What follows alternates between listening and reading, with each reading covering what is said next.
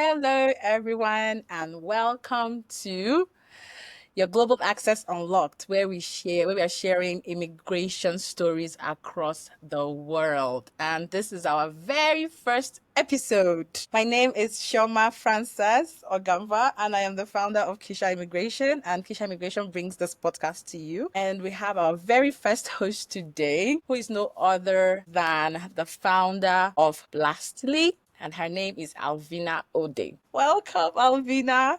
Now, before I even go into any other kind of intro and all of that, or the questions, I have to first of all make it clear that Alvina Ode, even though she has a different name than me, is my immediate younger sister and my official first immigration client. At the time when I was doing it, I never even realized that she was indirectly my first client. So let's get into it. Alvina, do you have any words to say as you start to introduce yourself and give more context of your background and your company and what you do? Hi, my name is Alvina. Like she said, I'm the first client.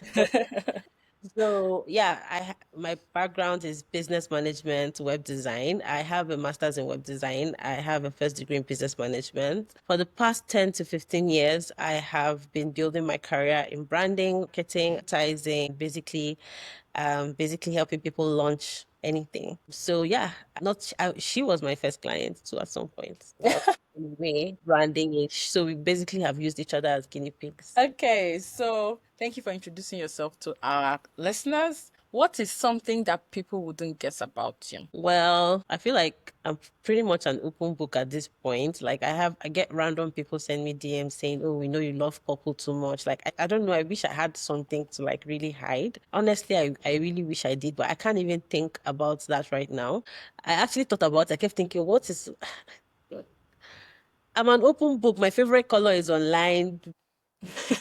Everybody knows I love my family. Like, what else is, well, even the one that I was hiding, I couldn't even hide it for more than a year when I was working on children's book. And then now everybody also knows that. So, like, unfortunately, I'm an Okay, so I'm going to try to like remind you of something. Remember when we were having a conversation and you were like, so in the family, you're usually the one that cracks the jokes and gets stuff, but that is on that side that we don't even get to see often. which That's is most so you're the one that will tell me now. So what's that side we don't get to see often in the family? Well, I don't know. I think the family does know that I'm a crybaby. Like, I feel like my husband kind of like made it soft for me to like want to like curl up and like be a crybaby. But I don't think my siblings would think I'm a crybaby. Like, we all have this chip on our shoulders, like go, go, go, go, go.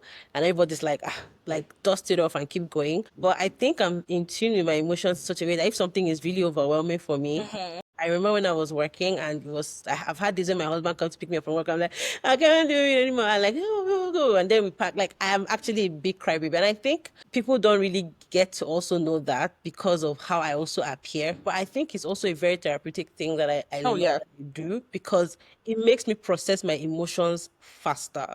Mhm. So I think that's something that even my siblings hardly get to see because Mhm. whenever we are together, it's all good vibes and fun. Mhm. But yeah, I think And all driven and we're all goals, talking go, about goals go. like go, Yeah. go, go, go, go. But because they're not obviously there in the in between of things when things don't work out, because for Yeah. every thing that we get to celebrate and share and say, oh, guess what? This Mhm. just happened for me. There were so Mhm. many, Mhm. unfortunately, that Mhm. came before Mhm. that. And sometimes definitely we do share our unfortunately with each other. Mhm. Mhm. We But do. I feel like in the moment, the person that is there to always just like catch me is probably my hobby. So I guess Yeah, that's as it probably should something. be, really. Okay, so let's take you back a little bit. So growing up in Nigeria, Enugu, Nigeria to be precise, did you ever imagine that would both be not even just me and you, like the all our siblings all living in Canada one day? Did you think that was possible? Honestly, I of course like it's not because not at the time. I think it got to a certain time when it now became like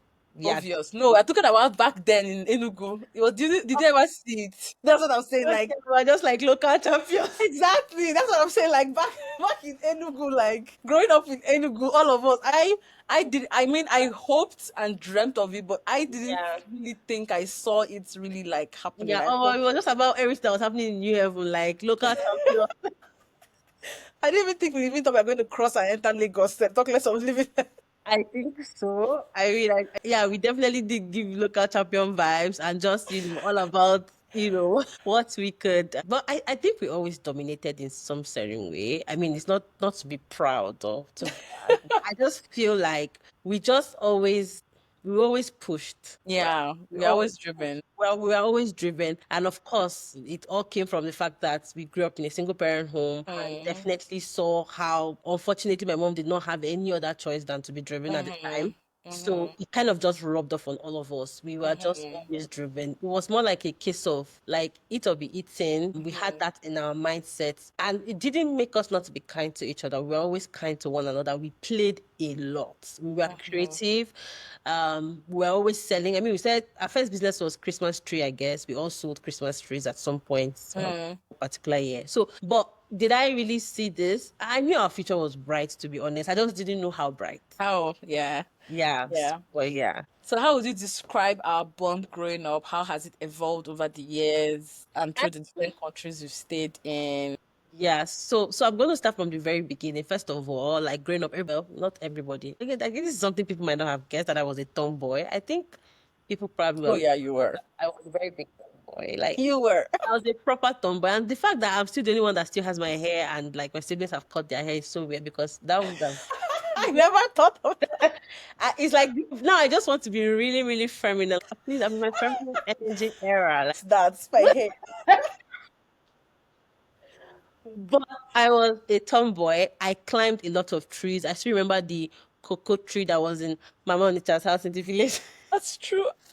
I was always on top of that cocoa tree. Like nobody could outclimb me. I don't think I ever climbed a tree as I a was child. gonna get to that. Like Chama is the kind of person that would actually never climb a tree. Like I feel like Mm, she was always like to herself, so like put together and just on her own. She was always circumspect, always observing. I think I was more of like go, go, go, go, go. I wanted to try out everything. yeah, With yeah. sand. Me and Chine and Chuba, we always used to use that butterfly cloth mopsy bottle for us to play father. And Mm-hmm. we got the egg to share oriri, right? So like,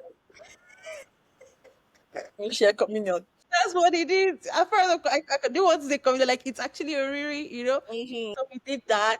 I had a full childhood. Like I played, rode bicycle. Mostly got me bicycles. So I think our childhood was really fun. But I don't know if you had the same experience No, because I didn't. I was the first child that had to look at you guys and make sure nothing went wrong. So that was why I kind of had to help hold myself back most times. But anyway, this is not to talk yeah, about me. But yeah, I yeah. mean, I think the bond we had was actually great growing Our up. bond was great. Like we Yeah, it even was ended up great. having like adopted Yeah. siblings at some Yeah. point that lived with us, and Hmm. it was a house full of fun, love, and laughter. Yeah. At some point, our house was like an extended parish house where priests would also come over. Hmm. They would have to serve priests and stuff. Hmm. So I think we Hmm. had an amazing childhood. Well, Okay.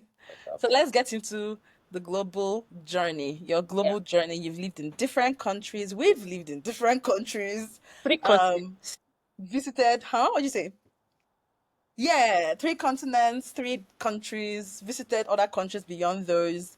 Like we've relocated and lived in those places, studied, worked, whatever. So let's walk through your global journey, your own journey. So just talk about it from your perspective, your journey and all of that, starting from your first move. Tell us what that was like. When did this start? What was that story like? So my first move was, of course, to Malaysia.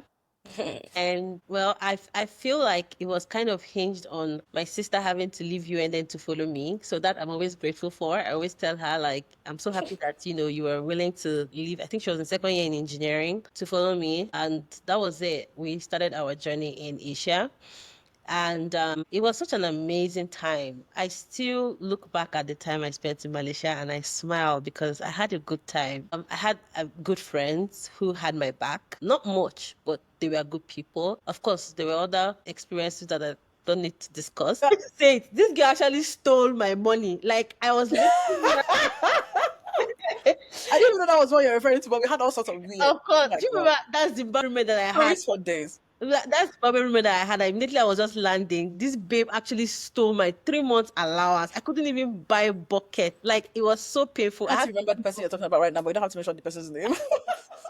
I had to live off my sister for 3 months. She was sharing her lunch money I with me won't, because yeah. my money, everything. I was foolish. I was 17, right? But whatever. I put everything well. I kept it well. It's not because I was careless. Mhm. Was stolen from me. Yes. And this girl actually got into that because obviously we had to travel with cash. We didn't have a bank Mhm. account in Malaysia Mhm. and everything. Mhm. So she stole my money. And she was supposed to be my roommate. And she was laughing with me for months before I realized she was the one that stole my money. It was too Did she late. ever admit to it though? She has stolen other things. It was when she now stole my box, and I saw that she had sold my box to a friend. I got to a friend's house to see that she has sold my box. I was like, "What's I my didn't know that bit. box being here?" And then the guy was like, "This babe sold this." I'm like, "This babe is my roommate. How would she sell my box to you?" And I was Oh like, my God, I'm just hearing this. What? that was not how I realized that I That's was how you know. living and smiling with a thief. And that was the day I moved out and I decided never to have a roommate again. And I think I've always not had good luck with friends. Story for another day, but every time I try to get close to someone, they always do some shitty stuff. Oh my God. So yeah, that Wow. was actually Hey. how I realized that, that was now when I started staying. I now decided to get a room where it would just be me. And then you said you wanted to Mm-hmm. stay with Sumaya. So yeah, Yeah. yeah, that I ended Okay. up having staying, yeah. Yeah. That was my Well, first experience in Malaysia. yeah. Adulthood, real life, reality Real check. life. Like, yeah. But Yeah. before we even like move out of that first move, before we even get to like being in Malaysia, your first few weeks and months there, let's take it back to Lagos a little bit. The one thing I really want to like, that I loved about what happened prior to us moving was when you would carry the Ghana Must Go bag. And I cannot miss that. You really want to say this to Yes, yes. Let's go back to that story. And if you just gloss over it, because what I don't think both of us realized at that point, we didn't know the word manifestation and just having faith and just speaking into being.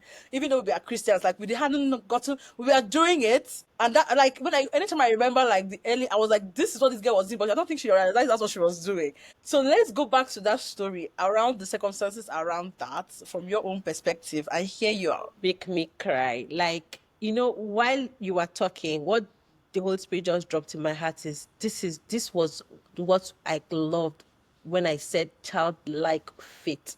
Yep. As Christians, we're supposed to have childlike faith. I was supposed to trust.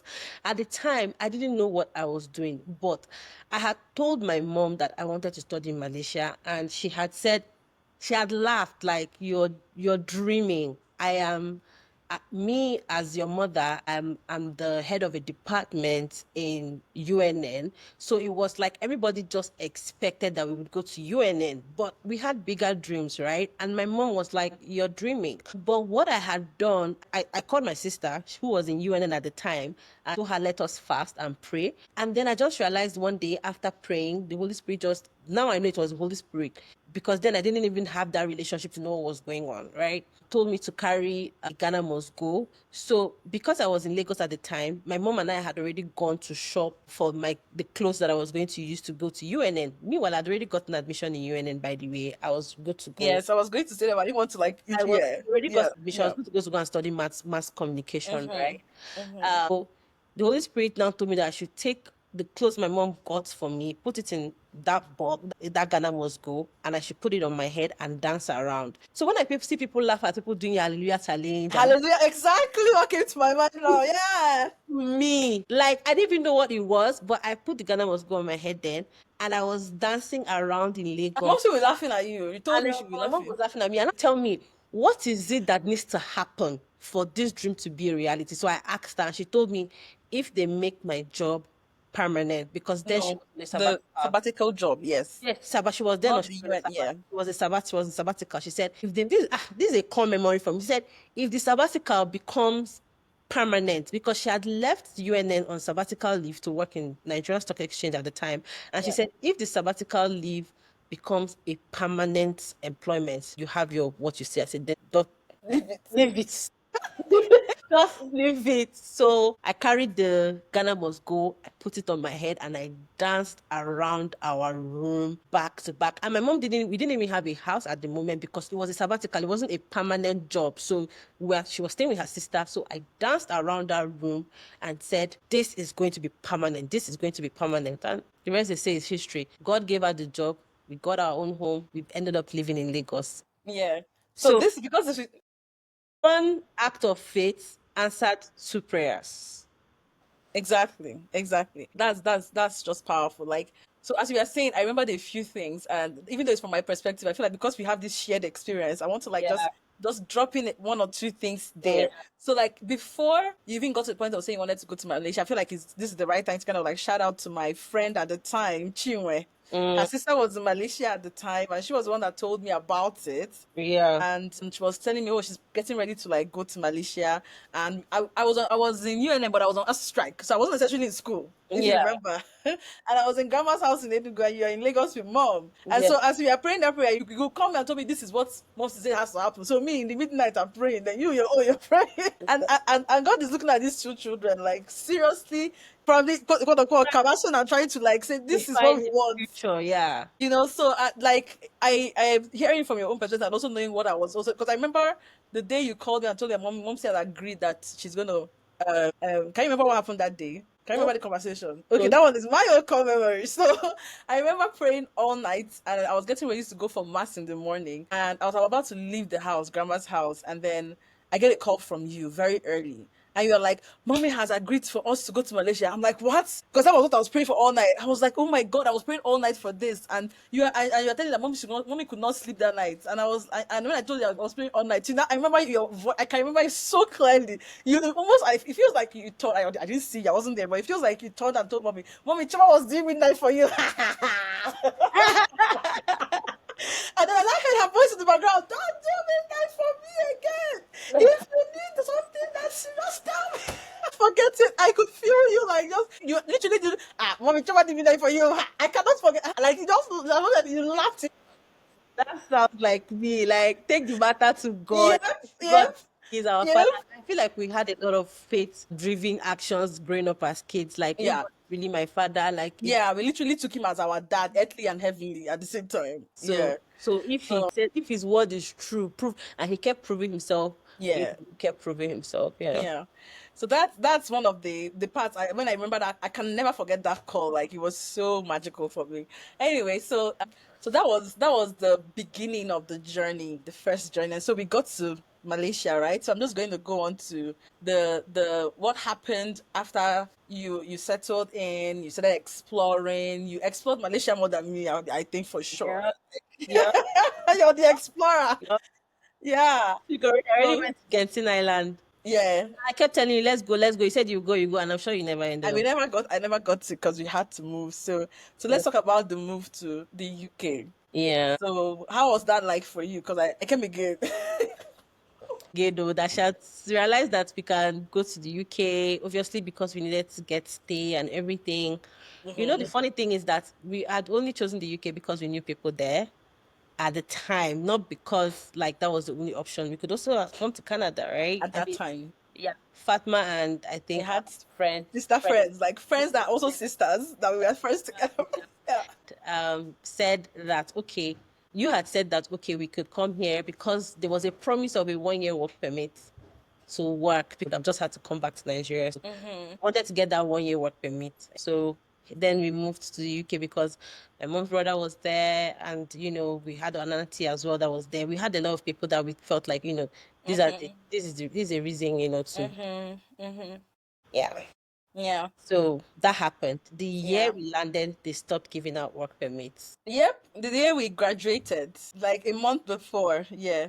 But another thing kind of miraculously happened before we moved as well, if you remember, and we didn't like fully have enough money to make that move, but Yeah. somehow God still came through No, as God came through. well. He He still always came does. through. He He always always does. does. Always does. Yeah, and so we relocated to the UK. So what was your experience like in the UK? Honestly, again, first week in the UK, right? I don't know. Maybe you can censor this. I don't know. Three guys came out and then they just removed their pants on me. It was so weird. By the door. Like that, I can't forget. It was just a core memory. What's going on? Like, it was so weird. That was the first week, my first week. And I was like, is it because I'm black? Like, what's going on? Guys, I can never forget. I was just coming out from my door and the next thing That's terrible though. It's just the way you're saying it. Like I can't believe you still remember I that. remember that. So that was my first week. I was like, am I really loved here? Am I accepted here? So my experience was not bad. I mean, I explored Birmingham, Wolverhampton, Newcastle. I explored a lot of places. I think I could have even explored more. But I don't know. There's still that underlying tone of a little bit of racism. Yeah, there'd be That quite was a bit of my racism experience. there. Yeah, a Yeah, little bit. that was quite my experience. And then after that, yeah, that was it. I was just ready to finish school because I had big dreams. So I was just ready to finish school and go back to Nigeria and pursue my music career. So, what were the biggest differences or lessons, either of those, that you learned between each move to Malaysia or during your time in Malaysia to UK and even to Canada? What are the differences between each of those moves? Honestly, I just feel like I don't think I was mature enough to be paying attention to Very things young, like yeah. that. Because I finished university at the age of 19. So what that meant was that I was still a child. And as much as I wanted to claim that I had some sort of level of maturity, I don't think I did. So many things I would have done differently if I was to do that right now. And that's why it's okay to travel, either as a child or as a young person, as an adult. But if I were to choose, I would choose it either way. I'm happy that I've had those experiences. I mean, feel like there's certain things I would have done differently, like maybe networking, basically being intentional, because that was not my life. Like when we were in the UK, we were always just hiding, like just get the degree because the degree was the main thing. And The I main think thing, that yeah. for me, if I were to do it again, that would not be the only thing I would look at. I would be thinking about sustainable partnerships. I'll be thinking about other things in a broader perspective. But I was a child. So I'm grateful for the experience, So yeah, if I'm gonna look at the experience I had in Malaysia and the experience I had in the UK, I would say that the educational system was a little bit, I will not say easier, but I would say more, will I say structured? No. In Malaysia, I had more fun, but school was still a bit heavy. In the UK, I feel like it was as simplified as possible. Of course, in terms of relationships, I was also able to make good friends in the UK as well. And I was also able to make good friends in Malaysia. But then, of course, I already had scars. So I don't know how far I let them in. But yeah. So, yeah, those are my experiences.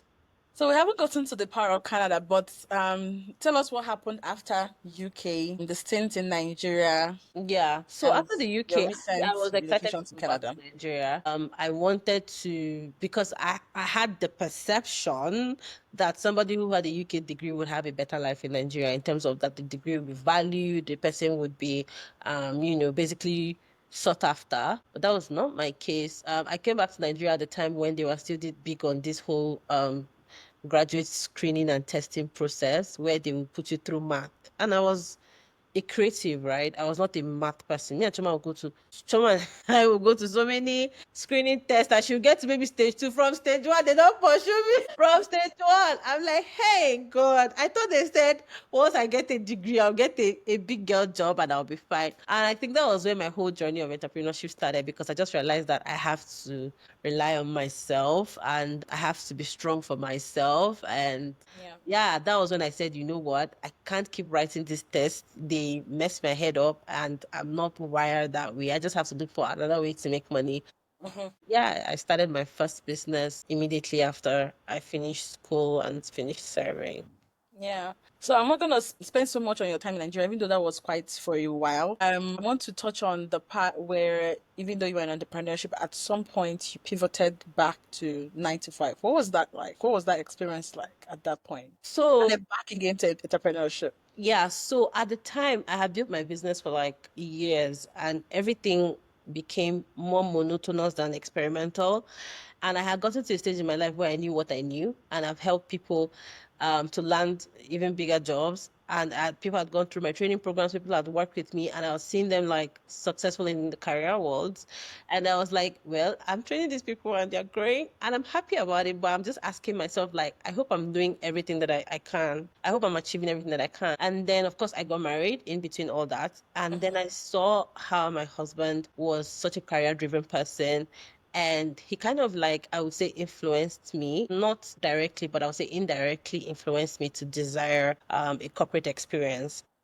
And I watched him get on jobs. I watched him structure literally everything that was happening in the job. When I got it, I would always call him to say, is this how it happens with HR?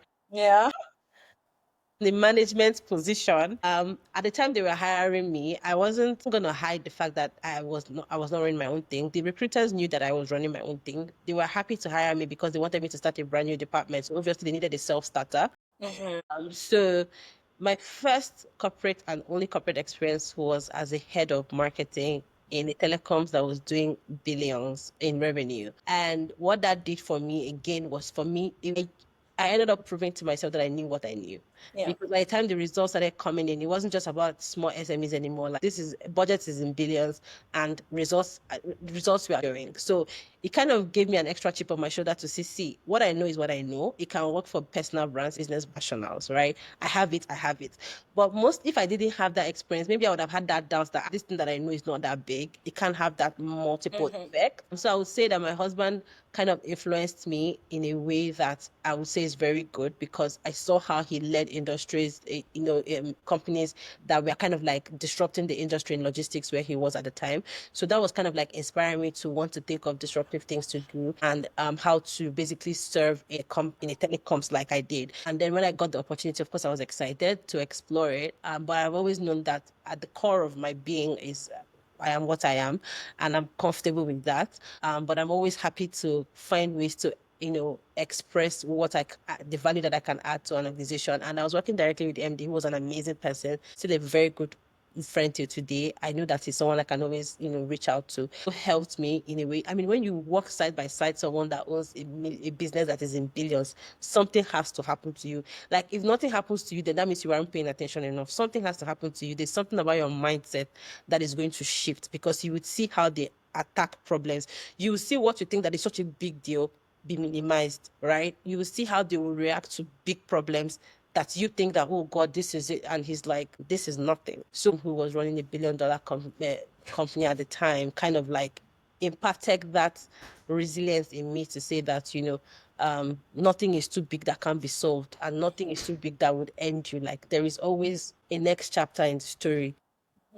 Yeah, that was my experience from entrepreneurship to 9 to 5, and then down back to entrepreneurship. So let me talk about now back to entrepreneurship. So I haven't worked 2 years in the company. I realized something, right? Whenever we were going to expand into a new location, maybe in Abuja or wherever, I had to physically travel to the place. And I would get on a flight, they would book a hotel, and I'll go there to find billboards and radio stations and everything to market in that location. I remember every time I was on that trip, I always told myself, this has to be a website. If I can go on a website and book an Airbnb, why can't I go on a website and book a billboard?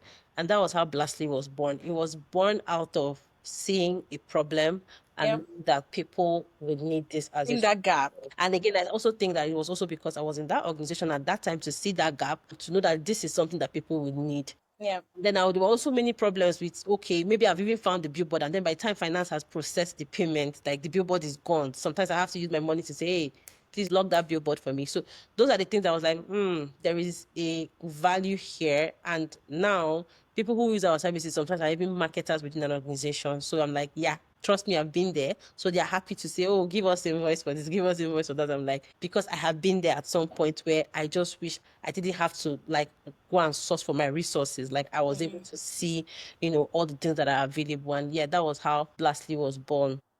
I really love that because that also shows how, like, first of all, you came in back to the country with your UK degree, you couldn't find a job, and you created one for yourself. You trained yourself, you created one for yourself, Yeah. and then you started that. And at some point, you felt okay, almost 10 years in this. Let me just try and pivot into something else, and you go back to corporate, and you're open and showing like because sometimes people think when you have your own thing, recruiters might not want you. Yeah. And it's not always the case because it depends No, on what it is that they are looking for, and you might actually your entrepreneurial experience might actually be what they are looking they for. need at that time. Yeah. Exactly. And so you go from there and then you stay there and then you still identify some gaps in the industry and how things are done and you come up with a solution and then you go back to entrepreneurship. And that's what you're doing right now. And Yeah. what I love about what you're doing right now, and I want to also highlight, is that you're doing it globally, Yeah. Yeah. not just for Nigeria where it started. Like you're trying to solve this globally, which is fantastic. And I'm just going to use this opportunity to give you a chance to talk a bit about Blastly. Maybe just toot your horn a bit in case maybe anyone listening might actually need your services or know someone that needs your services, and then we can continue with the interview. So go ahead. Yeah, so Blastly is a cross-border marketing platform. Like I said, what we do is like we're like the Airbnb for marketers, right? Love it. Want to get a billboard in New York. You know that billboard in Times Square where everybody goes to say, "Hey guys, we made it. We're at Times Square." I have the billboard if you want it. I can get you on that billboard, right? So we have access to billboards in the UK, in the US, in Canada, in Nigeria, in Kenya, in Dubai. We have access to billboards. We have access to radio stations. We have about 6 categories: billboards, radio stations, influencers, cinemas, and TV stations, right? I've been interviewed on Arise TV, and I've also sent people to Arise TV, Channels News, CNN, BBC, you name it, right? That's what we do. We are like that one-stop shop for your media buying needs, right? So if you come there, you tell us what you want, you got it. But let me talk about building it globally, right? I realized that just like the way Airbnb is global, that is the same way. That's why we are building that way. I want someone who is in Scotland who wants to expand their business into Nigeria to do that, effectively. And I remember the day this idea was, fully launched. It was the day I was having a conversation with a Canadian who wanted to buy radio ads in Nigeria. And they were asking me genuinely, like, I think that was like January. I was in Canada already and I was building Blastly, but I hadn't yet defined everything yet. And the guy was like, I actually have Nigerian clients, but what would it cost for me to get a radio ad in Canada? I was like, in Nigeria, I was like, this is it. This is it. This client is in Canada. He actually has Nigerian clients and he wants to know what is it going to cost? And then he does immigration as well.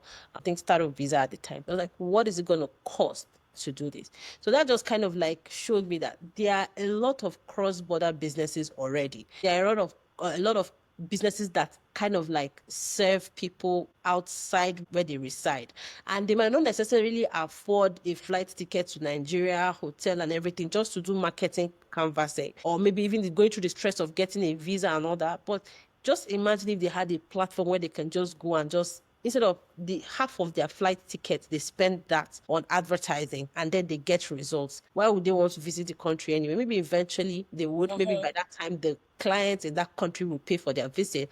But at the initial stage, when a company is trying to expand, the company is trying to look for the most accessible and a most affordable way to market in that country.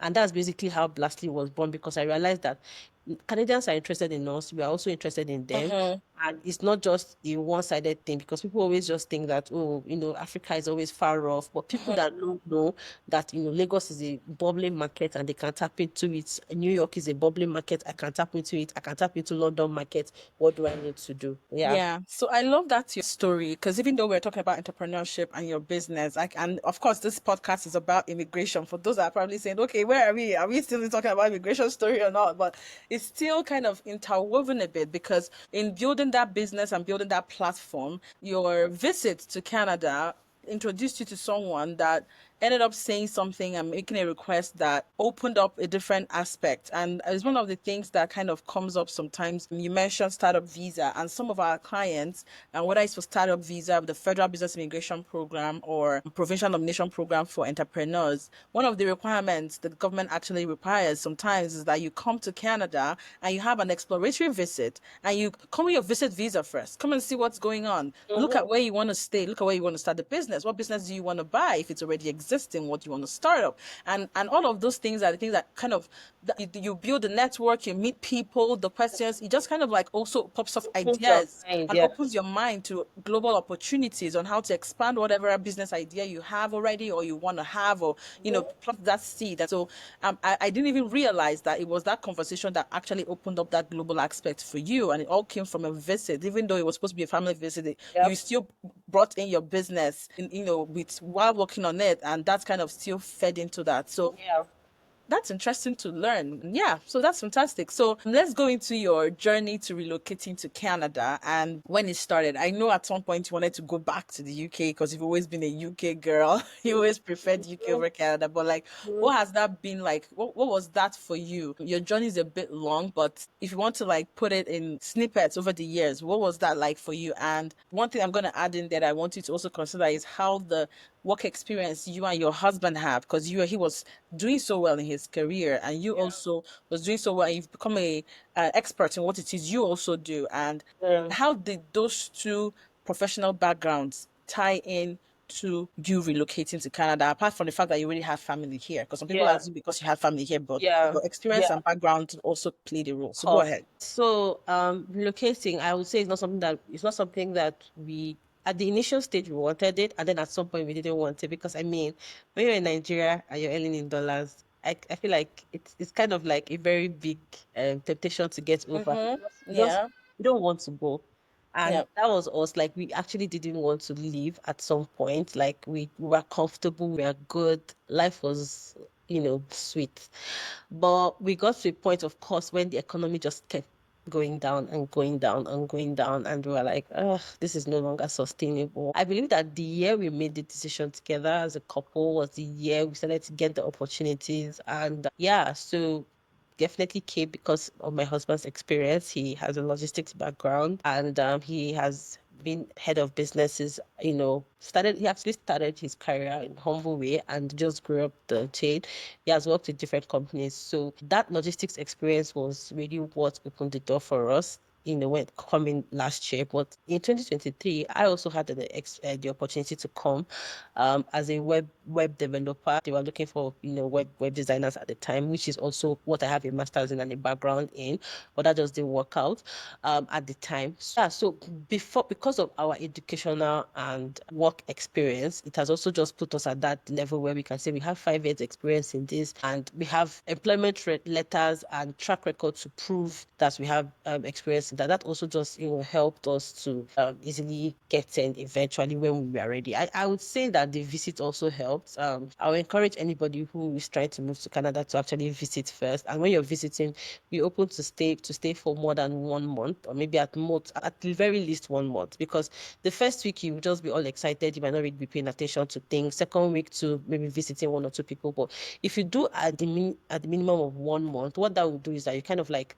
partly integrate into the system. You kind of see how things are done in a way. And what that also did for me was that when we now finally relocated, I didn't even really feel it. We literally, I didn't. People ask me, "Oh, how was it? Was it?" I was like, it just felt like a continuation of the last. Just seamless. Yeah. I didn't feel it. And also because maybe, yeah, definitely everybody's always because you have family here. Well, yes, I'm grateful for that.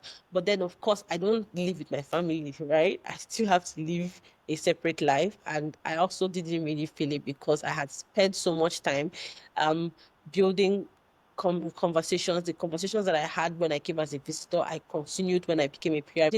Going back to this was to say, hey, I know I was here as a visitor, but guess what? I now have my PR and we can do this, and they're all excited. So being a very key partner in my organization. And in as much as I met him on LinkedIn though, but having just him knowing that I'm around, I'm here.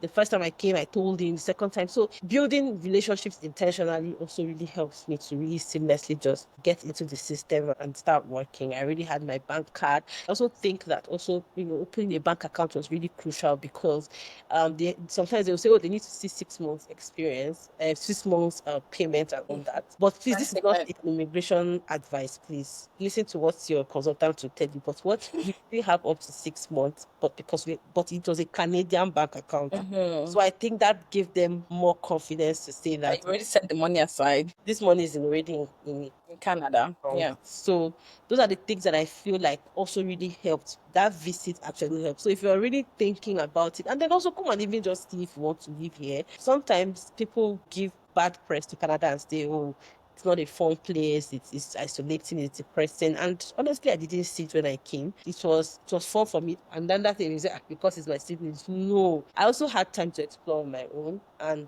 I feel like it was not really that. I feel like people who say that probably we'll talk about mindset later, but I feel like there's a mindset that you're coming to Canada to hustle and make a lot of money. And the problem with that type of mindset is that time will actually pass you by and you've not lived. You have to be comfortable with having a balanced life where Balance. it's Yep. not just about the hustle, making the dollars, but it's about actually intentionally living. So if your intention and your goal in life is to live, you Mm-hmm. could live anywhere you are. When I was in Mm-hmm. Nigeria, I was living. I had a good life. My husband and I, my husband, really did his best, and I forever grateful to him. I had a good life, and that Mm-hmm. was not. I feel like you are who you are. Whether I'm in Nigeria, whether I'm in Canada, I'm going to live. Mm-hmm. So I feel like that is also a mindset that Nigerians have when they come to Canada is hustle, hustle, hustle.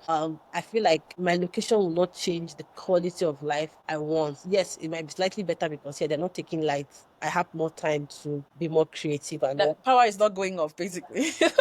there's no Power NEPA. outage and all of that. Yeah. And but the bottom line is, what's the quality of, are you intentional about how Mhm. spread out time to Your do? time. Yeah. So yeah, I think irrespective of the location, if I find myself in Germany today, I'm going to leave. Yeah. I'm intentional about that. Yeah, it all boils down to like just because for me, one of the main reasons, even just as I want to just buttress what you said, is quality of life. Canada is very good with quality of life. Even if you have a 9 to 5, like you wouldn't be, someone will not tell you you have a 9 to 5 and they were expected to take the office till 9 p.m. Like it's very normal, like back in Yeah, Nigeria that no, we're it's coming from. not. So, It's not done like, here. the society is such that you would definitely be see yourself going home early to your kids, picking your kids up, and just having that balanced life, So, but you yourself also have to be intentional. If you go get five Exactly. jobs, Some people actually end up getting five. yeah, like I mean, it's also necessary. It's also possible that you do need the income from those jobs, but you probably want to set a timeline to when that's going to stop because And yeah, there's only so much your body can do and take at the end of the day, and exactly. burnout is actually very real. Like Exactly. from experience, it's real. Okay, so let's go into the immigration process. Like, were there moments where you had to separate sister advice from my consultant heart's advice?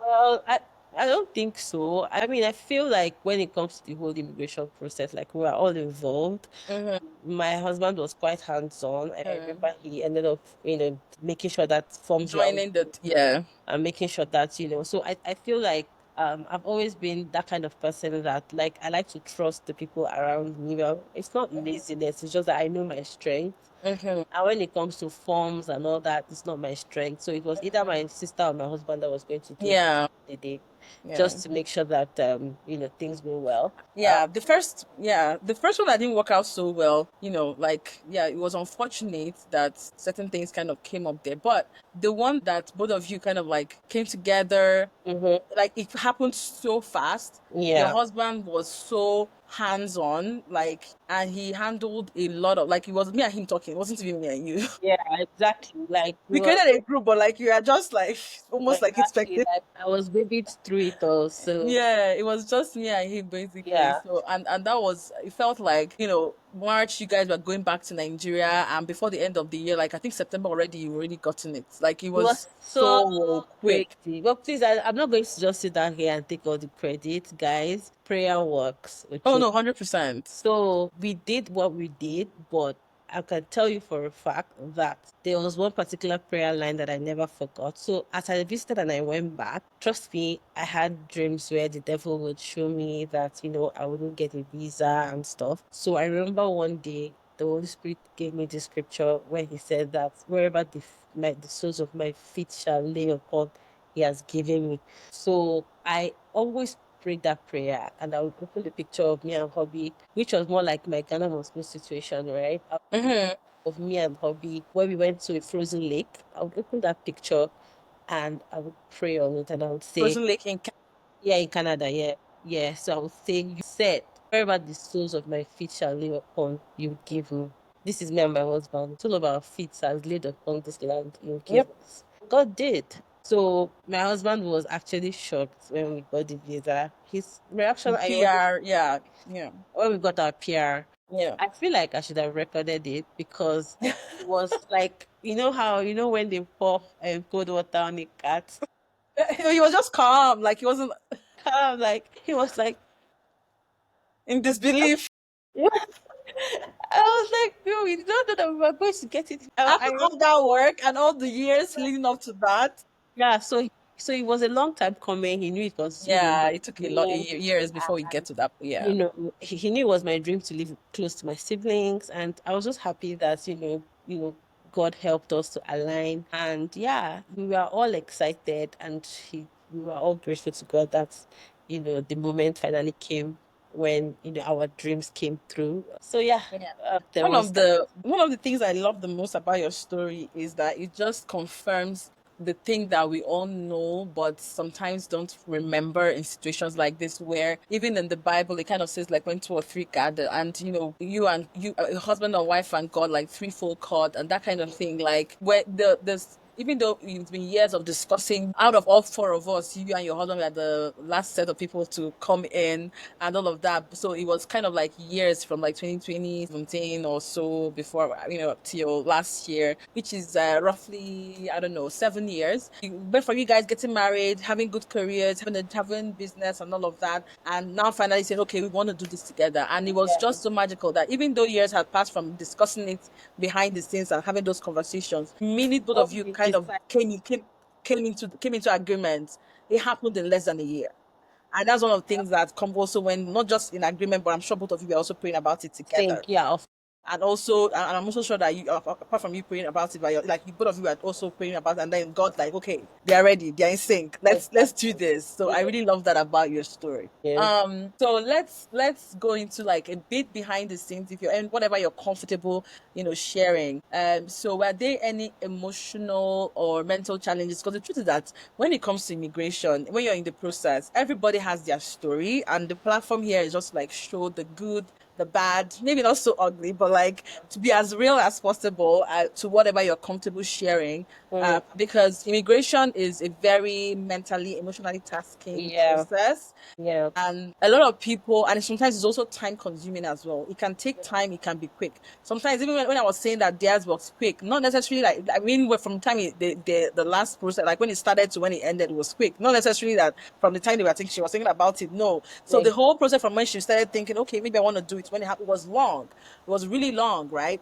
But like eventually, like I already said, it ended up being quick. But the whole process, when you start saying from the point where the seed drops in your mind that maybe I want to do this, to when it actually happens, it's a lot of spiritual, mental, emotional exactly. work apart from the physical that comes Yeah, happens in Kisha Immigration, yeah, where we help clients do the yeah, application itself. Some things also happen behind the scenes. So yeah. what was your experience like? Just feel free to share what you're open and comfortable sharing on Yeah, that. so I think the visit helped, like I said. But when I got back, the first thing I actually did was I asked God, right? I was like, God, I know my future is bright, but I need to know, is this what you want from me? I think that was the first time I was asking God that, because the whole time I've always known, oh, Canada is a good place to live. I want to live there. But I never really asked God if it's what He wanted for me. Mm-hmm. And I had gotten to the point where I was comfortable with any answer he had given me. If he had said, no, that's not what I want for you, stay in Nigeria, and I was so strong, I strongly believe that, I would have also told him to tell my husband the same thing, and I was never going to talk about it again. Um, and after I had prayed, God gave me a very strong confirmation that this is what He wants for me. And this gave my husband the same confirmation. So that was the first step. The second step, again, because I had also gone to Canada at the time to visit, and I was already in the process of launching Blastly, because I had resigned my job at the time. And it also made me to build from a place of seeing my future. So as I was building Blastly, I knew that I was not going to be in Nigeria forever. So I needed to build a business that was cross-border, that didn't limit me to a location. So Mm-hmm. automatically, I couldn't start saying I want to stock up a shop, because obviously I was Mm-hmm. there for long. And people even had the reactions when I said I had left. They were like, "Oh, what about your business?" I was like, "It was never a Nigerian business in the first place. It was a cross-border business." They are now beginning to see that, oh, okay. Mm-hmm. So I built from a place to end backwards, built from knowing that Canada is my final destination backwards. So that's also something that I feel like is always a problem for people because of the type of business they've chosen. Maybe they have a Mm-hmm. shop, maybe they have a store, maybe they have these things, and these things kind of ties them down to thinking that, okay. So that's why I always say, even the people I'm training and coaching right now, I'm trying to make them to understand how to build a borderless business, because a borderless business gives you that ability to live from anywhere, work from anywhere. So that aside, that is something that could have been a potential hindrance, but the way I built it and structured it, it wasn't a hindrance for me. Of course, gracious to my husband, who has always been a corporate person, to be willing to just up and go. He had a job at the time, and we were willing to let it go and start all over. So for me, I would say the mental aspect of it was more like living. So I had gone through this type of process. this is not the first time I'm getting an invitation to apply. I think I've gotten invitations to apply like 3 times. And at several times, different things have happened, not to go into the details. But I had gotten to a place where I have become intentional about living and living fully wherever I find myself.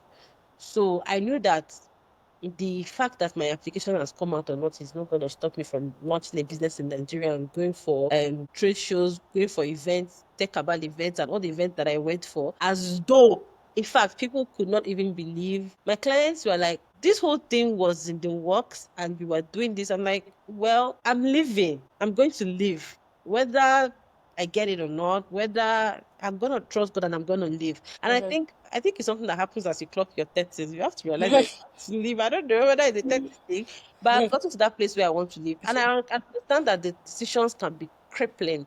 You can feel, and again, this is what you choose what you give power to. I have chosen not to give power to something that is out of my power. Why would I now Out of your control. Yeah, yeah. I'll now say, I'll now, you see people kind of like shut down. If you want to start, you won't start because you're waiting for a decision on your or application or all those things. It has happened to me before. Don't get me wrong. I'm not saying that this has not been me at some point. I said this has been a very long time coming. So I've gotten to the place where I've told myself that I'm going to live regardless. Regardless. I don't think there's anything that can happen to my life now that will stop me from living.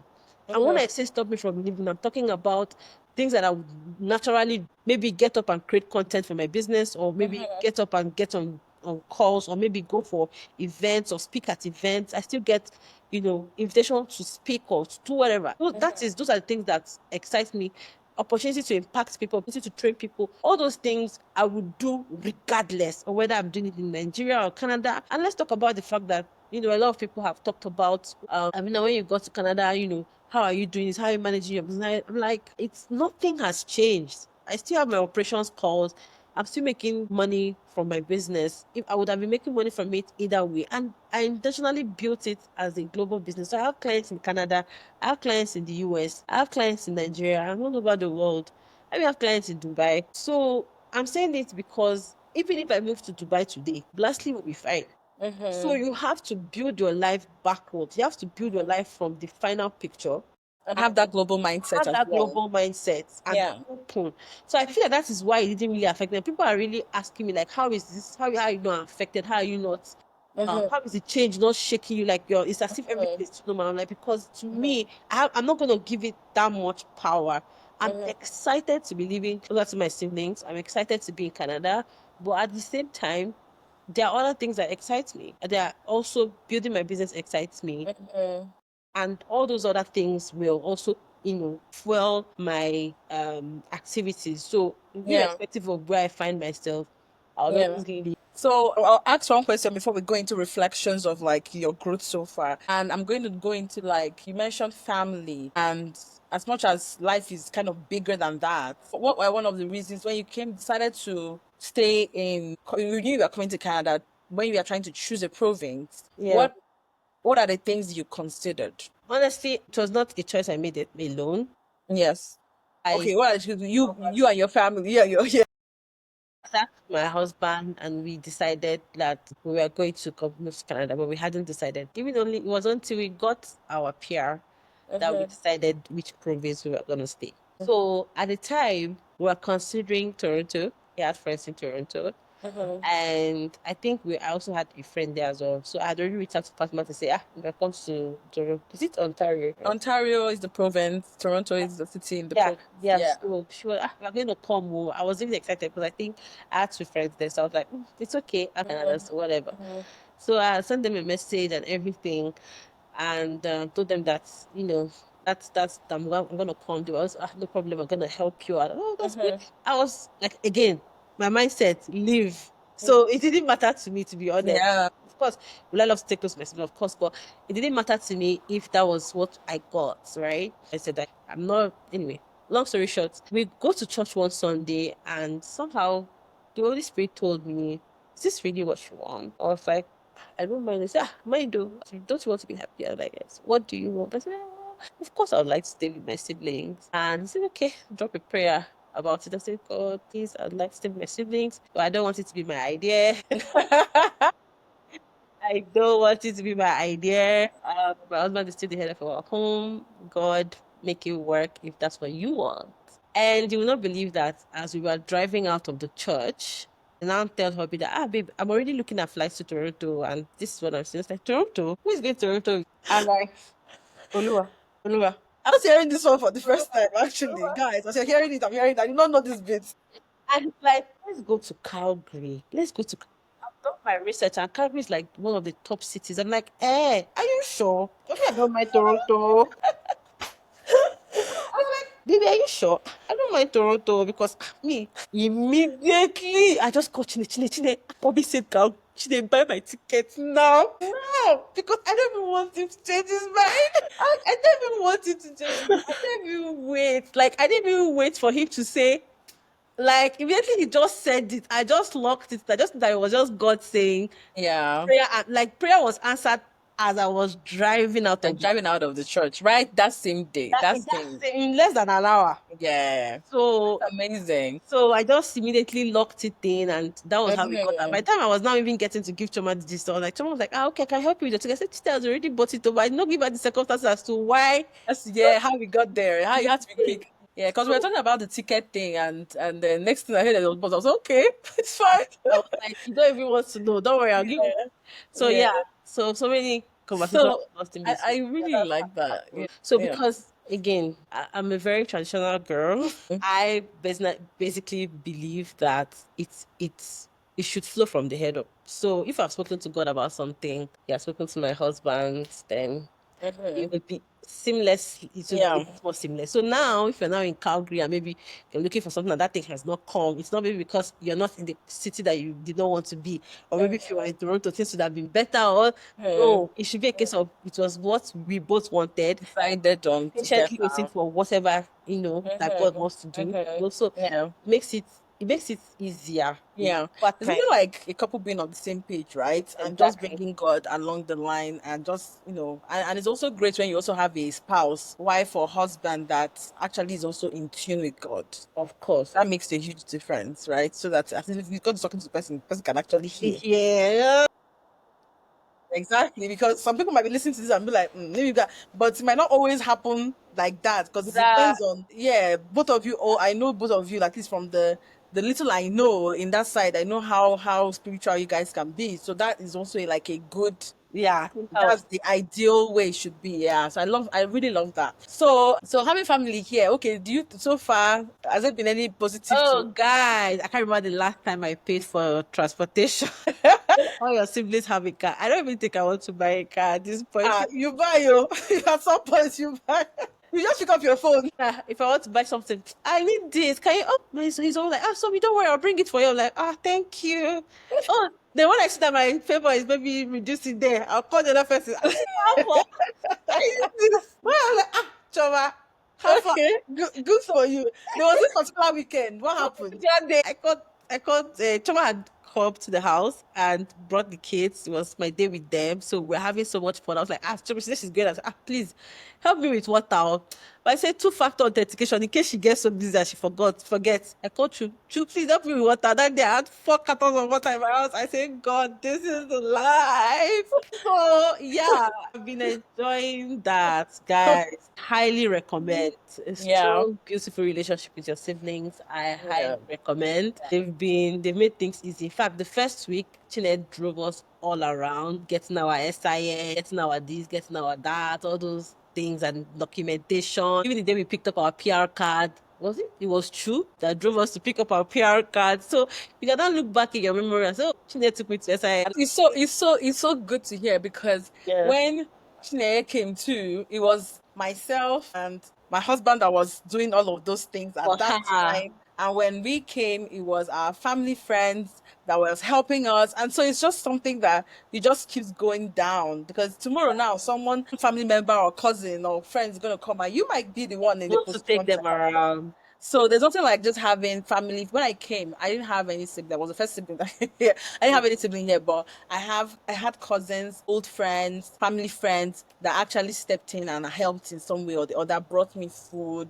Yeah. picked me up from the airport, took me to places to hang out and have fun, took me out for dinner, lunch, whatever, invited me to their place for, hang out. So like there's nothing like going to a place where you think you know one or two people that are open to at least just making your landing as soft as Mm-hmm. possible. That's really, really great for your settlement in a new country. But if you don't have a choice, fine. Try and ask around and see if you have someone. If you know someone that knows someone where you're going to, that's also something that works out. Even if you don't know someone, you might actually know someone that knows someone else in that place. And Yeah. that's how people also build. You start building your You community. deal on it, yeah. Yeah. Okay, right now, how would I put it? How do you think immigration has shaped your life? Because you started from when you are really young to leave.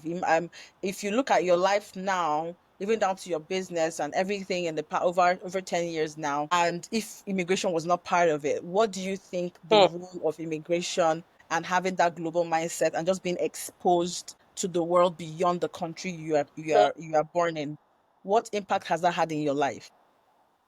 I, for one, know that I am super, super, super grateful to have lived the life that I have lived.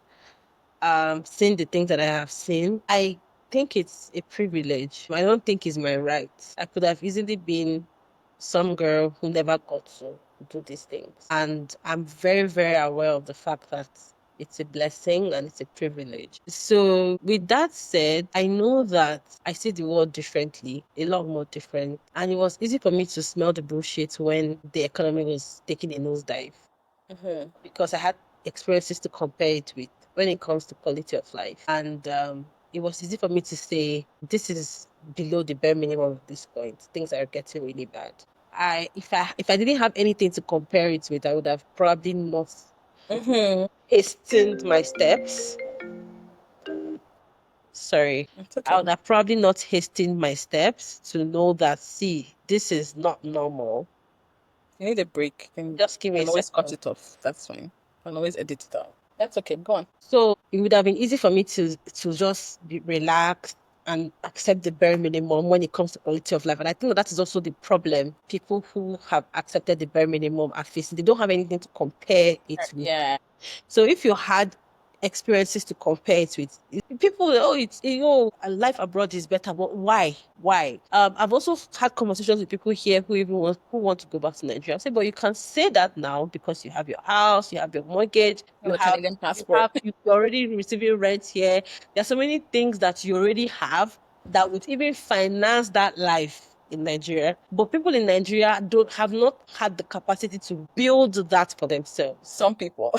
Well, some people. I'm talking Yeah. about the middle class here, of course. I'm talking about the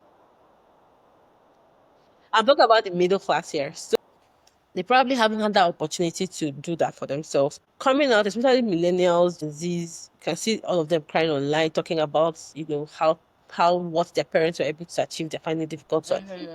And I was able to see the contrast. So it was easy for me to always compare the quality of life against what I was, to make sure that I was not shortchanging myself because I was too relaxed. That's one. It also exposed me to different cultures. And why am I saying this?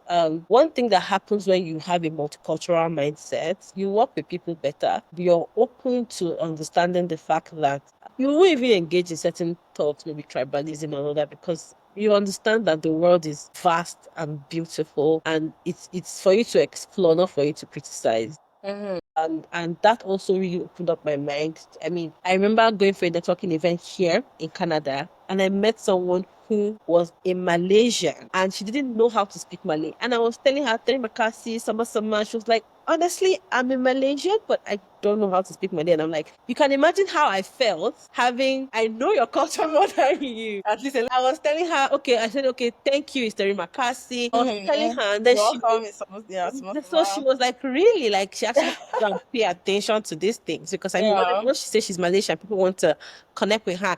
And that would have been a good moment for me, her seeing a black lady even connecting with her in Malay. What am I saying is, I'm saying that the skills go with you. Yeah. They go with you. Things that you learn, experiences that you have, they go with you, and there is no end to the learning. And one thing being in a new culture does is that it sparks something in you. There's never been a time my husband took me on vacation that I did not come back with a new business idea. Every time we go somewhere, I end up learning something new that impact what I'm doing currently. So that That's what touring the world does for you, though. Traveling opens your mind. opens your mind, it opens your mind. Exposes something, you see an opportunity, so that's why people will come and invent things in new places. Meanwhile, they didn't really invent it, they just brought it to that environment. So I believe that is one of the things that all the things that it has done for me. Yeah, that's fantastic. So looking back now, what part of your journey are you most proud of? What is that one part of your journey that you're like, when I look back from, first time I left Nigeria up until now, or even your entire life really, what's that part of your journey in life or in your immigration journey in general, like that you're really proud of? What's that one thing? Unless if you cannot narrow it down, you can tell me, but like, what's the one thing? I'm proud of the Ghana Muslim.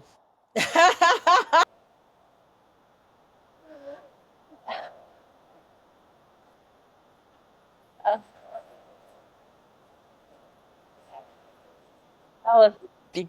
I'm proud of that. But I'm proud that I believed in myself enough to think that I could change my mother's mind, and I'm proud of myself to know that at a very young age that God works. At the time where my people that were as young as me were completely dependent on their parents, I dared to think differently for myself. At the age of 16, I dared to think differently, that my life could be different and I can choose something different from what my mom had placed in front of me. Yeah. So I'm proud of that moment. And I would always look back on it and know that, use that as a reference point to know that God can give me anything. And that was why it was not difficult for it to happen again. Again and again. And I think it can always still happen again. And it is something I'm most proud of. I love that. I love that. One thing, what's that one thing that sisterhood means to you now, especially in the context of our shared Canadian life with all Yeah. the students? We talked about that or in a way, but just what's that one thing that it means to you to really be here? Yeah. That one So sentence, that one so word, whatever. So I had already posted something online one time, just being grateful to have this experience. Obviously, as much as I know that I'm enjoying my siblings, my husband is far away from his. And so I always like to also be thankful for the fact that he has made that sacrifice for me to have this experience. And because I know that somebody else is sacrificing for me to have the experience I'm having, I'm not going to take it for granted. Yeah. I appreciate every single one of my siblings, and I try to make them to know that I'm going to hold space for them to come to me at any time that they want to. And I've gotten to a place in life where I have outgrown certain things. I feel like the closer you get to God, the more you refined He makes you, and the more intentional as well. Sisterhood right now is just beyond having siblings. Beyond that is making sure that you can stand in the gap for them. I know many times that I have burst into prayers for my siblings. They don't have to know about it, but it's because I need to know that as a gatekeeper, sort of, that I've given myself in a way spiritually, I try to make sure that they solid, and whatever that looks like at that moment, it might just look like a day when taking my sister to go and do her photo shoot. That was 2 days ago. I didn't even feel okay, but she's turning 30 and I have to be there for her, and she has been expecting me to style her and show her the pose because she expected me that from me.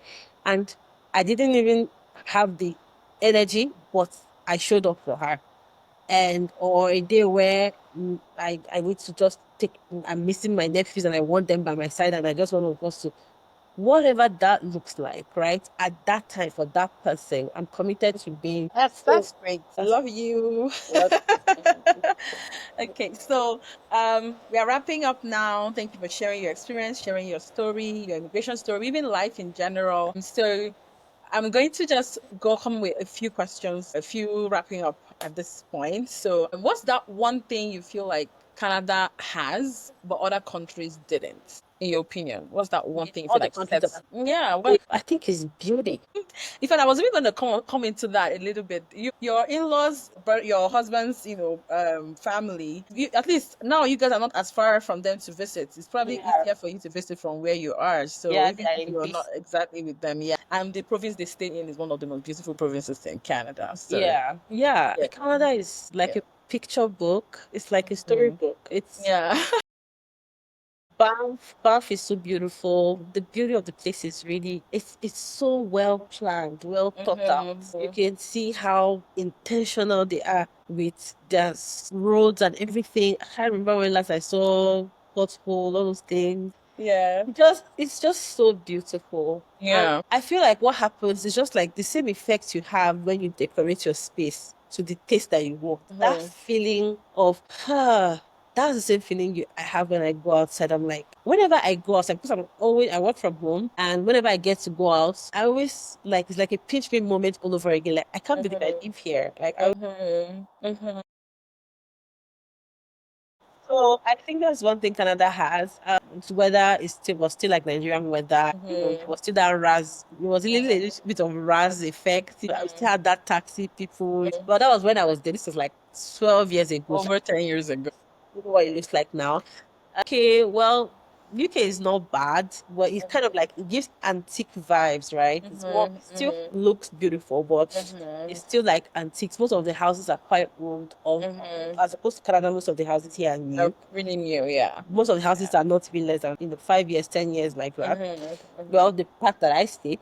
Yeah. So was for the UK then it was like everything was kind of like old Yeah. that we stayed. So I feel like it's just so beautiful. And Yeah. that just gives you this serene feeling like, you know. I love that. Okay, so I'm gonna bring myself a little bit into the mix. So feel free, it's fine. So just feel free to say like whatever comes to your mind. So what's that one thing about your big sister that annoys you, Mm. but you love me anyway? I already know you love me anyway. So what's that one Well, thing that? I think Because I have fun about everybody in the family anyway. So like, what's that? Well, I think it's, I want to say annoy. I see for everything that another person might not value, someone else might actually value it. You might Mm-hmm, not value it in the moment, but then you can look back and value it. Of course, I'm mm-hmm, gonna say it's the whole like drive. Sometimes you might not want to have the drive, but then my sister will not want to push you to have that drive. Sometimes you just want to like what's this one all about? and then I come. Yeah, right. I would say that at some point, eventually it rubbed off on me, and I'm grateful for it. Sometimes it's not everybody that has the energy to always push, but Mm-hmm, having somebody in your corner, even if it's just one person that can push you once in a while, is good because that keeps you mm-hmm. accountable. So yeah, I think that would be it. Okay, okay. I'm actually in my resting era now, so I don't even have energy to push to do the drive thing anymore. Yeah. Anyway, so last sentence, and I'm going to say it halfway, and you complete the sentence based on how it applies to you. So, Canada feels like home because you've mentioned a lot of reasons, but what's the one thing that just pops in your head right now? My Canada family, feels like home because my family is here. Everybody has okay. a place. Okay, okay. So let's give final words and advice right now. So what would you say to someone? How would I put it? Okay, before I even say that, we didn't touch on one thing. I want to quickly sneak that in before I go on to final words and advice. Your incubator. That's is something we cannot just end without not talking about. Uh, Just wrap it up for us real quick because we are getting to like our limits here. But Yeah. tell me what's like, because you have a business and now you've been chosen by one of the top incubators in the country, or I don't even know if it's in the world, but in the country for sure, to for them to help you make it even bigger and all of that. What was it like applying, and what is your experience right now? Because I know you're currently going through that program right now. Yes, so I'm currently in League of Innovators Labs 14 Mhm. incubator, and basically it has been an amazing experience. I applied um ending of January, and they got back to me. I had my first interview, my second interview, and at some point I was like, oh, maybe they won't call me. But yeah, I'm so glad to be in it. Basically, it's an How many applications? Sorry for cutting you short because I've been trying not to do that, but like I want to touch back on a bit because you kind of passed that. How many applications did you have to do and get the no's before you got this one? I actually applied for a lot more. I applied for a butter fertilizer. You can check that out Mhm. as You don't well. have to mention the names, but like in general. Okay, cut that out. Okay, so I applied for at least five incubators, and I was comfortable with the fact that, of course, not all of them would take me. And I got some feedback from some people, saying this is the reason why and all that. So as I got that feedback, I integrated what they were looking Yeah. for. But yeah, I think about Congratulations. yeah. That's amazing. That's So something that basically, people how are it looking works for. is after the program, we're supposed to pitch our businesses and hopefully generate revenue and get funded and hopefully put, our business on the global map for more investors to look at. And of course, since the announcement came in, since I got tagged, a lot of people who are VCs from that followed that page, they've been following me on LinkedIn, and I'm like, God. Wow. So yeah, that's Powerful. basically how it works. And this is less than 6 months of coming into Canada. Yes. You're already on your way to making these businesses already cross border, it's already global, but this is like a whole different level. Yeah. Yeah. And I don't even, do you think it's something you would have, what do you think your chances would have been if you were not in Canada right now? It's not impossible, but like, I don't know. what do you think your I would have chances had to depend on local incubators. I don't know, Yeah. maybe Nigerian ones, but Yeah. again, I wasn't building a Nigerian business. So The this, funny thing, I had already gotten an invitation to apply to, what's the name of that one? Can't remember the name now, but I had actually already gotten an invitation to you don't have apply to remember anything. last year. Mhm. And I was like, okay, I need to call their name because they're very popular. Antler. Because I'm still going to make a post about that. Last year, I actually got an invitation to apply from Antler. And I hadn't even gotten my PR at the time. And they're in Toronto. And they were telling me that they're monitoring my startup and they think that, I should apply for the incubator program. And that one's a guaranteed 100K investment on your business. So I'm saying this to say that there is a way you position your business. And even before you get to Canada, you actually You get can have people. people. Yeah, I love that. Timestamp, and I'm going to still share it on my page. So I'm saying it because you need to know why you're coming here. To have a plan. People always say, "Oh, before you come to Canada, have a plan." Well, it sounds very vague. So people, well, okay, what exactly are you saying I should do? I'm like, you need to sit with yourself and decide what you want to do, what you want to be, and comfortable with that choice, and be ready to, slug it out with yourself. So yeah, I was already building a startup. It was already looking like a startup. People, incubators are already reaching out. Already reaching out, even though you're also applying. Okay, so what do you think is the advice you give someone that's thinking of relocating to a different country? It doesn't have to be Canada, wherever. What's that one piece of advice that you think that you would give the person that from Okay, your so if you're going experience? to relocate to a new country, there are two things I'm going to tell you that it actually worked for me. Have such an open mind. When I say have an open mind, is that it might be possible that all the experiences you've had all your life might be useless in that place you're going to, and you have to be comfortable with that. Be expose yourself to learning. Expose yourself to learning fast, because if you don't learn fast, you risk you would probably will suffer a risk of having to be upset that things are not working your way. Meanwhile, there's a different template in that environment. And I made a video that I'm going to share today on my page where I talked about the fact that I was pleasantly surprised to realize that in Canada, door-to-door knocking is still a form of marketing in Canada, which is a place that's supposed to be a Western world, right? People in Nigeria have this idea that when they're coming to a Western world, everything is going to be flying on the air. It's all technology driven and all that. But they're still human beings that live here, and those human beings are still empathetic. They're still patient. They're still kind. Still basic human beings, right? So if door-to-door marketing is still working in Canada, and we probably does not even really work in Nigeria as much. It's more of flyer sharing and all that. Anyway, I'll put it on my page. What that will tell you is that you have to be open to ask questions when you get to the environment, to know what works in that, and find a way to adapt what you do into it. Also, if you're an entrepreneur, you have to build for the world. Don't build for your local environment. Yeah. That would be difficult for you. By the time you leave, you now be calling, you used to have 10 chickens, now it's only two because told that five have died. Meanwhile, the eighth, you don't want that kind of issue. If you're gonna build, if you're gonna be if you're in diaspora and you need to build a business in Nigeria, discuss with me, I'll tell you the type of business to build. You can still build a business that you can manage anywhere in the world and have Nigerian staff. But that business is not tied to that location.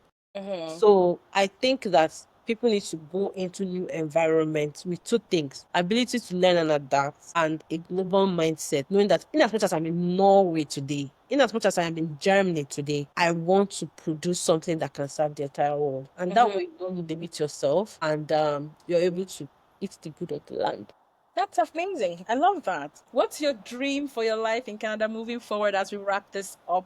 Finally wrapping it up with this last question.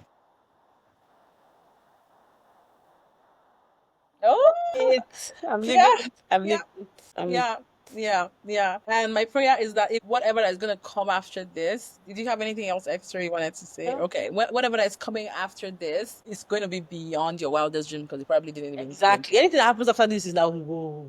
It's I hope you're like, pleasantly surprised. yeah, yeah, yeah. Yeah. And with God on this throne and with you, with Him by your side, I'm sure that that is going to happen and it's going to come to pass. Thank you so much for making out time to have a chat with me today and Glad for I'm being our here. very first guest on the podcast. Congratulations on having your Global Access Unlocked. That's the name of the podcast. And you're one of those, I would say, like, you definitely embody that, the fact that you have unlocked your global access. It's Yeah. your global mindset. You have that global mindset in the way you think, in your day to day, and the way you also run your business, and the way you think about life. And that's one of the things that just immigration does for you. Like, if you're a believer, if you're a Christian, even in the Bible, it's like you're excited to know that you're supposed to explore the world. Yeah. There are verses that support that. You're supposed to explore the world and know that the world is yours for the taking, for exploring. As far as your eyes can see, you can Exactly. reap the fruit of the land. Like, there are amazing verses that actually support immigration, even in the Bible.